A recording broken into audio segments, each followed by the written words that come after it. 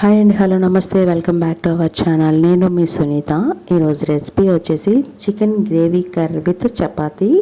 ఈ కాంబినేషన్ అంటే నాకైతే చాలా ఇష్టం.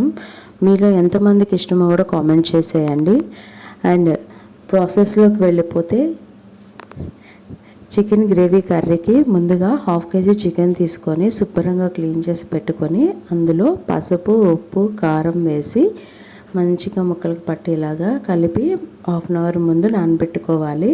అండ్ అలాగే మసాలా వచ్చేసి ఒక 5 లేదా 6 జీడిపప్పు పలుకులు, ఒక 1/2 స్పూన్ గసగసాలు, అల్లం, చిన్నులపాయి, చెక్క, లవంగ, ఇంతేనండి. ఎండు కొబ్బరి,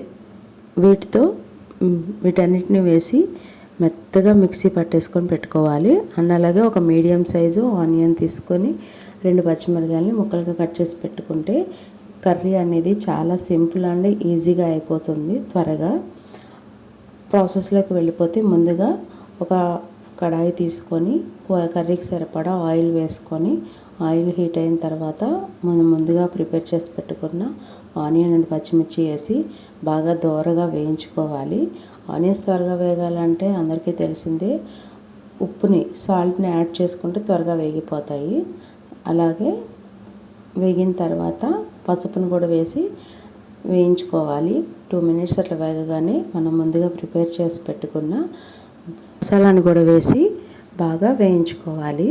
మసాలాను పచ్చిదనం పోయేదాకా వేగిన తర్వాత కర్రీకి సరిపడా కారాన్ని కూడా యాడ్ చేసుకోవాలి. ఈ స్టేజ్లోనే కారం వేసి మంచిగా కలుపుకున్న తర్వాత కారం మీ రుచికి తగ్గట్టుగా యాడ్ చేసుకోండి. కారం వేసి మంచిగా కలుపుకొని మసాలా అంతా వేగి కొంచెం ఆయిల్ పైకి తేలే స్టేజ్లో మనం ముందుగా ప్రిపేర్ చేసి పెట్టుకున్న మ్యాగ్నేట్ చేసి పెట్టుకున్న చికెన్ కూడా వేసి కలుపుకొని మంచిగా ముక్కలకి పట్టేలాగా ఒక 5 minutes ఈ మసాలాను ముక్కలను వేగేదాకా ఉంచుకోవాలి.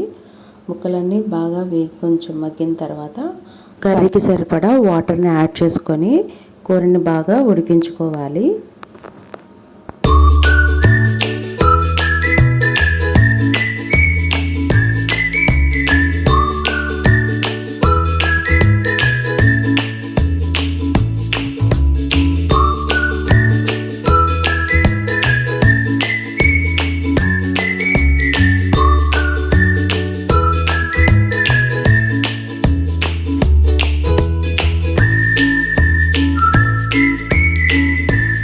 కర్రీ ఇలా ఉడుకుతూ ఉంటుంది. ఈలోగా మనం చపాతీ పిండిని ముందుగానే నానబెట్టి పెట్టుకున్నాను.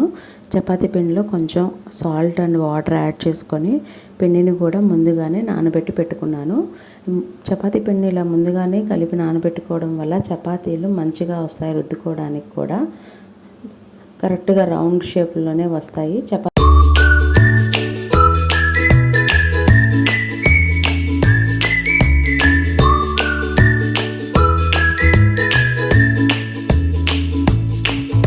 కర్రీని కూడా ఒకసారి చెక్ చేసుకోవాలి. గ్రేవీ అంతా చిక్కబడి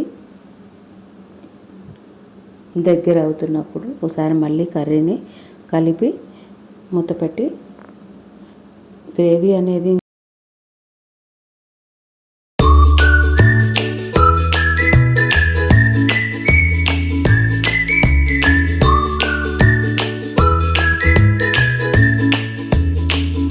అండ్ అలాగే చపాతీలను కూడా 2 వైపులా మంచిగా కాల్చుకొని సర్వ్ చేసుకోవడమేనండి.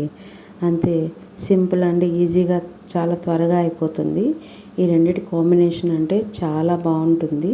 ఒకసారి మీరు కూడా ట్రై చేయండి. ఈ వీడియో కనుక మీకు నచ్చినట్టయితే please like, share and subscribe our channel. And అలాగే వీడియో చూస్తున్నారే కానీ లైక్ చేయట్లేదండి, కొంచెం ఛానల్ సపోర్ట్ చేయండి. Thank you.